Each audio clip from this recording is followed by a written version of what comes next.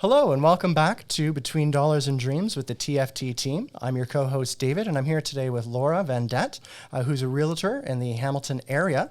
She's here to talk to us today about first home buyers and what it actually takes to buy your first home here in Ontario. It's obviously an expensive proposition, but there are ways to navigate that with proper planning. So thank you again. I'm joined here today, of course, with Laura. Laura, why don't you mention a little bit of what you do in the Hamilton area? Sure. Thanks, Dave.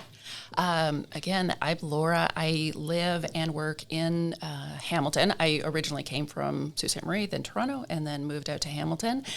We moved there in 2011, fell in love, and I realized I love assisting people. So I got into selling homes, helping people buy and sell homes. It is a passion of mine. I love being a resource for people. Helping them in any way that I can, helping them navigate the transition to either buying their first home or moving from their first home to their second home. And sometimes it's even beyond that, like selling their last home and moving into a senior's residence or with family. Excellent. Well, that's great to hear that you are so engaged with the community. It's nice to hear that. And I know we're going to talk a little bit more about that towards the end too, about some of the community engagement that you do. So you have been working in the Hamilton area. You've seen obviously prices increase quite a bit since 2011 to now, of course. I guess the idea is, as a first home buyer, as somebody looking to get into the market, what are the current conditions? How would you sort of view things currently? Well, most people are probably somewhat familiar with what we came out of. So 21, 22, 23, it has certainly adjusted. The prices have certainly adjusted. They have come down. I would say right now they are leveling out. It is not a seller's market anymore by far.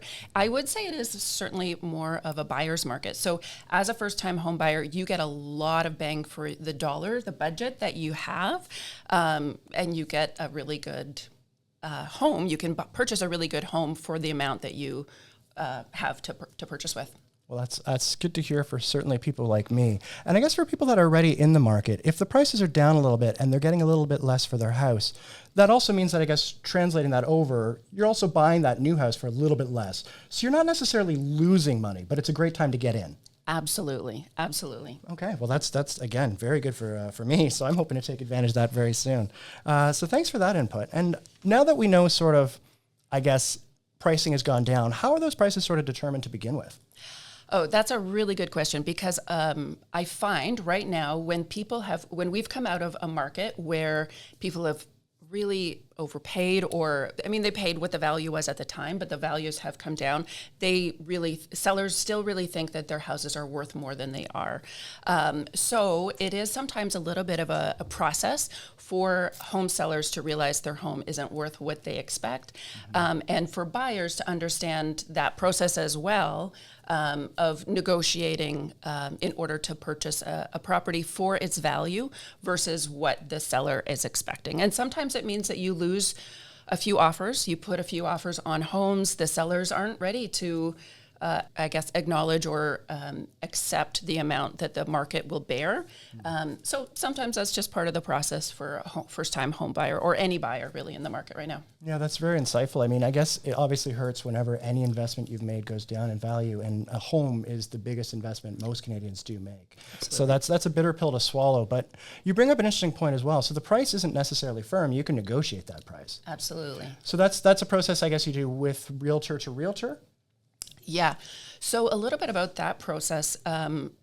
As a realtor, I will help my buyers understand what the home that they're interested in is likely worth. So we look at the condition of the home, so how renovated it is or not, the size of it, so square footage, the lot dimensions, the location, and we compare those against other recent sales, so other homes that have sold that are similar to the one that the buyer is considering.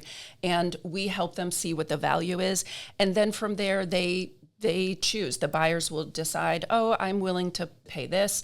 We start out with that. We send it to the seller's agent, and we go back and forth, and we can negotiate different terms, but it's often price and a few other components. Okay. Well, again, that's great to hear. So you don't necessarily have to settle with the price that you've seen, but it's negotiable on many different factors. Yeah. So let's talk about another factor, of course, price and affordability.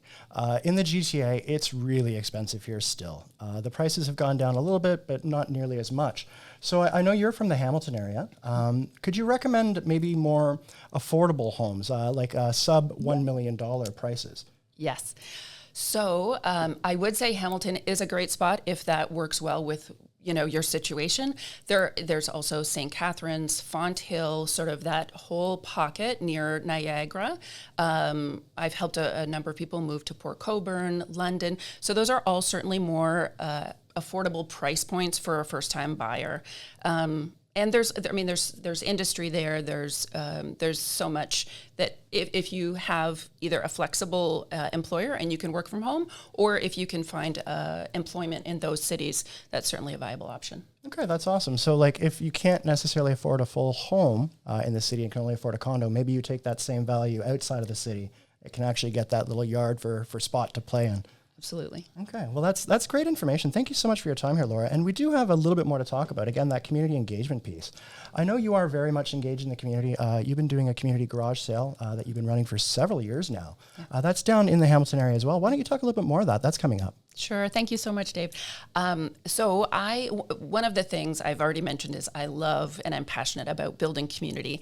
I live in a pocket that lends itself really well to hosting a garage sale. So it's a great way for neighbors to get to know their neighbors because they all get outside, they put their wares out, and there's hundreds of garage sales all on one day in one little area. We promote it so people know about it and come shop.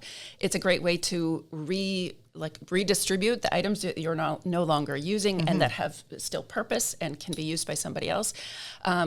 So that it will be happening this year. It's the 11th, I believe, the 11th event on May the 30th from 8 a.m. until 1 p.m. And I'm sure we can put the website if anybody is interested in finding out more information about absolutely. it. We'll put the link down below, but that's sort of the Eastern Hamilton area? Or is it all of Hamilton? No, it is one neighborhood. So I would say maybe central, Okay. Central East, yeah. Perfect. Well, we hope anyone who is interested in finding some good repurposed goods does check that out. And thank you again, Laura, for your insight and all your information that you have provided on the real estate market here in Ontario. Again, it seems like it's a great time for a first buyer to really get into that market. If you can't afford living and getting a home in Toronto, maybe look outside the city if you're able to work, if you're a little bit more flexible, because it looks like there are very many opportunities out there. And again, if you're in Hamilton at the end of May, come check out that garage sale. Thanks again, Laura. Have a great day. And from the whole TF team, take care and we'll see you next time.